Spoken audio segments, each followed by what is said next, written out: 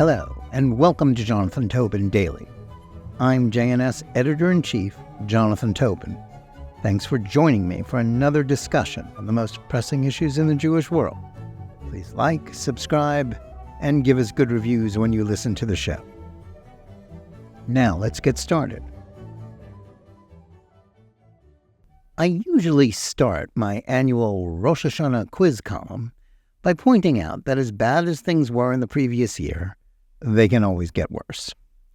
That was never more true than it was in 57-84. The atrocities of October 7th, followed by the bloody war against Hamas and Hezbollah that is still raging, and the accompanying surge in anti-Semitism around the globe, wasn't on anyone's bingo card when we celebrated the new year a few weeks earlier. Anyone, that is, except for the Palestinian terrorists who carried out the worst mass slaughter of Jews since the Holocaust.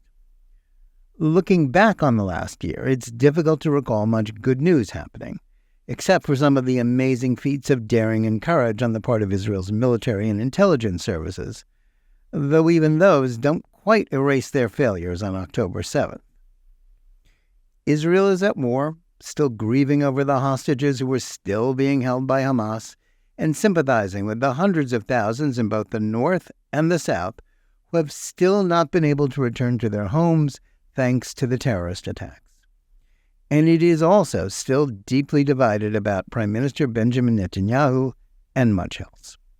Here in the United States, American Jews are facing the worst anti-Semitism in living memory, as pro-Hamas mobs target Jewish students on college campuses, while the leaders of some of those elite institutions couldn't bring themselves to say that advocacy for the genocide of Jews was against their school's rules. Meanwhile, we've experienced a presidential campaign unlike any other. The Democrats swapped out their presidential candidate after President Joe Biden's incapacity was starkly revealed in a June debate with former President Donald Trump. His replacement, Vice President Kamala Harris, is now locked in a close race with Trump, who has survived 2 assassination attempts in as many months, including one in which he was wounded. And all this happened after an equally unprecedented lawfare campaign waged by the Democrats against Trump as they sought to bankrupt and jail their leading opponent. As the conflict with Iranian-backed terrorists rages, and Americans and Israelis wage political warfare tearing apart communities, it's still incumbent on us not to lose what is left of our sense of humor, even as we try to account for our misdeeds. So before the Almighty writes down just how much worse, or better, it will be for us in the proverbial book of life, I present, with apologies as always to the late New York Times columnist William Safire, the latest edition of my annual Jewish pundit quiz. So guess, or should I say prognosticate, along with me about the coming year. Now, for the second year in a row, I had more correct answers about the futures than wrong ones in last year's quiz, though I got some big ones dead wrong.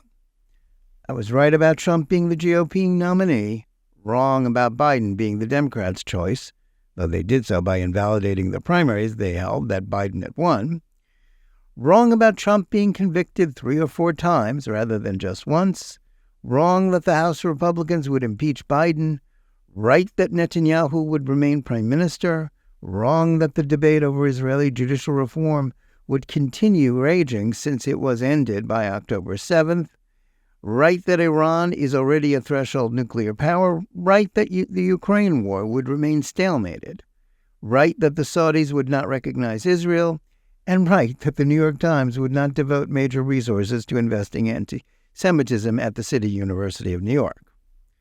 My answers to this year's quiz are located at the bottom of this podcast. Save it until next year and see which of us was right this time. And remember, if you are worried about the outcome, teshuvah, repentance, tefillah, prayer, and tzedakah, acts of justice and charity, may avert the severe decree. Question number 1. The winner of the 2024 presidential race will be A. Vice President Kamala Harris, B. Former President Donald Trump, C. Jill Stein, D. Cornel West. In the aftermath of the election, what event will happen? The loser will not graciously congratulate the winner, A. B. Supporters of the loser will resort to riots and/or violence. C. Members of the party that loses will challenge the electoral college votes of the winner. D. The winner will seek to exact revenge via investigations and prosecutions of members of the opposing party. And E. All of the above. Question number 3. Control of the U.S. Congress in 2025 will be A. Republicans win both the House and the Senate. B. Democrats win the House but lose the Senate. C. Democrats lose the House but hold the Senate. D. Democrats win both the House and the Senate. Question number 4. By Rosh Hashanah 5786, the Prime Minister of Israel will be A. Benjamin Netanyahu, who will still be in office after the first post-October 7th election ends in a stalemate. B. Benny Gantz, who will lead a left-wing coalition to victory. C. Naftali Bennett, whose new party will head a new non-Likud-led coalition. D. Yariv Levin, who leads the right to victory after Netanyahu withdraws from the race for health reasons.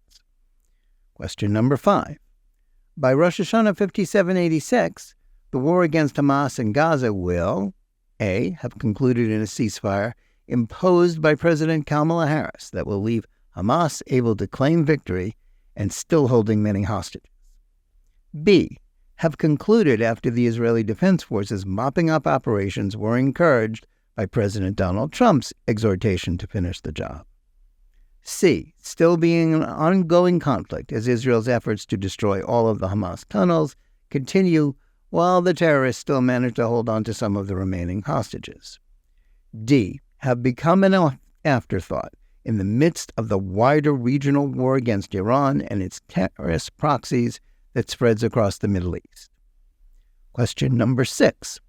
The conflict against Hezbollah will A. Have concluded in a stalemate as the Biden-Harris administration and the United Nations impose a ceasefire on Israel without ensuring that the people of northern Israel can return home. B. Have concluded after, due to Iranian fears that their proxy will be destroyed, Hezbollah backs down and withdraws its forces north of the Litani River and stops firing on northern Israel. C. Still be dragging on as Israel refuses to accept ceasefire offers, while a diminished Hezbollah refuses to accept defeat. D. Have become an afterthought in the midst of the wider regional war against Iran and its terrorist proxies that spreads across the Middle East. 7. By Rosh Hashanah 5786, Iran's nuclear program will A. Be accepted as a fait accompli by the Harris administration. B. Be crippled by an overwhelming Israeli airstrike on its facilities. C. Be in the process of being dismantled after the defeat of Hamas and Hezbollah. It's followed by Trump's reimposition of harsh economic sanctions that leads to the fall of the Islamist regime. D. Still thought of as not having reached its goal, though it is already a nuclear power. Question number 8. By Rosh Hashanah 5786, the war between Ukraine and Russia will A. Be over after a Russian onslaught topples the government in Kyiv. B. Still be stalemated as the Harris administration doubles down on more aid to the Zelensky government despite the failure of Kyiv's latest offensives. C.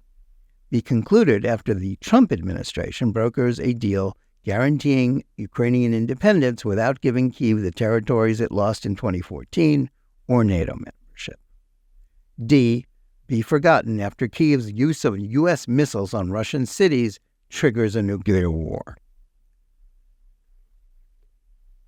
Question number 9.